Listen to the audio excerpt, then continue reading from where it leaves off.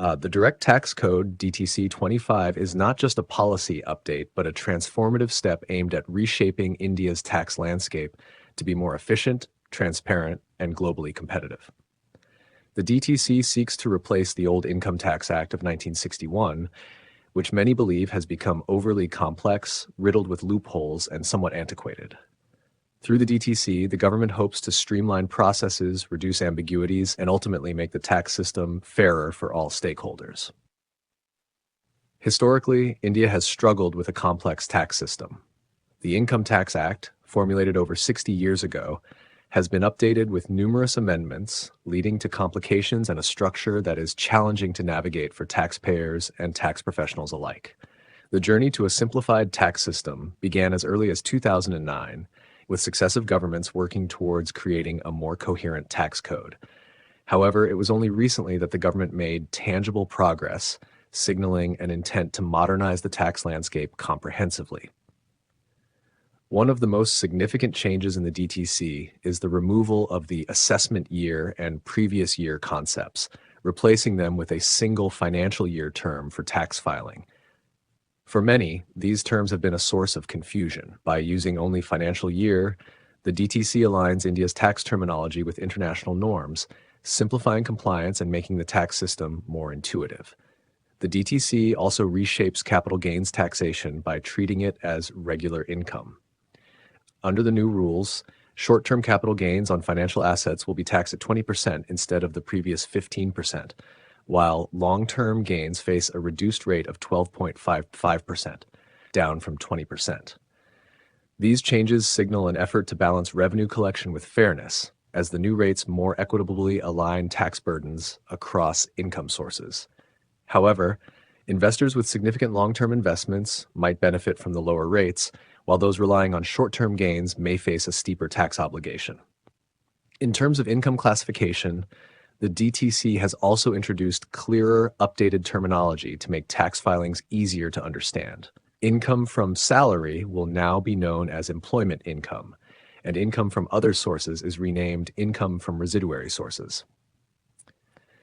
This is more than just a cosmetic change.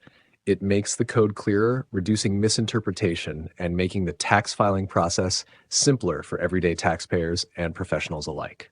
For those living outside of India or frequently traveling, the simplification of residential status classifications will be an impactful change. The DTC eliminates the resident but not ordinarily resident (RNOR) category, which has long been a confusing gray area for many expatriates and non-resident Indians. Now, taxpayers are classified strictly as either residents or non-residents, which clarifies tax obligations and limits the risk of misinterpretation. This shift could help close loopholes that allowed some individuals to avoid full tax liability while living in India part-time, aligning India with global practices and making the code easier to enforce. Another progressive change is in tax audits, where the DTC broadens who can conduct these audits.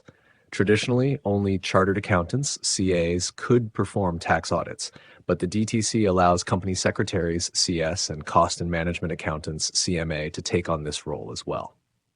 This change not only acknowledges the specialized skills these professionals bring, but also enhances competition and choice for taxpayers. For small and medium enterprises, this expansion could reduce costs and provide more tailored audit options. It represents an inclusive approach by recognizing the contribution of other professionals beyond CAs, which could lead to improved service quality and accessibility across India 55 source. The DTC's unified corporate tax rate for both domestic and foreign companies marks a shift in India's stance on foreign investments.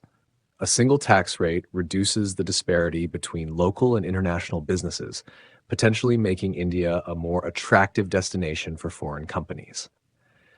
This change in tax policy aligns with global practices seen in countries like the United Kingdom, which has a consistent corporate tax rate. By creating a level playing field, the DTC encourages foreign investment while simplifying compliance for businesses operating in India. Furthermore, the DTC expands the scope of tax deducted at source (TDS) and tax collected at source (TCS), applying these mechanisms to a broader range of income types. TDS will now apply to nearly all forms of income, ensuring more regular tax collection. However, the government has made some concessions to ease the compliance burden, such as lowering the TDS rate on certain payments from 5% to 2%. For e-commerce businesses, the TDS rate has been significantly reduced from 1% to 0.1%, making it easier for these businesses to operate smoothly and reducing their administrative load. This broad TDS and TCS applicability strengthens tax collection while offering strategic relief where needed. An essential and potentially contentious reform in the DTC is the significant reduction in deductions and exemptions. Under the new code, most exemptions are eliminated, although salaried employees benefit from an increased standard deduction of 75,000 rupees, which is a 50% rise. The government's rationale is to simplify the tax system, but this reduction could discourage some individuals from investing in tax savings schemes, thus affecting savings behavior across the population. Taxpayers who relied on these deductions may need to reassess their financial planning strategies, which could drive a cultural shift in how individuals approach tax savings. Despite its advantages, the DTC does have some challenges. Exemptions remain in place for certain groups, such as political parties and large agricultural landholders, which has raised fairness concerns. Many taxpayers question why these groups should receive tax exemptions when others are seeing a reduction in available deductions. Additionally, while the simplification of the tax code is widely praised, the transition itself may prove challenging, as taxpayers, businesses, and tax professionals will require time to adapt to the new regulations. In summary, the Direct Tax Code 2025 is more than just a regulatory change. It represents a shift toward a more transparent, inclusive, and efficient tax system. With its focus on reducing complexities and increasing compliance, the DTC positions India for future growth.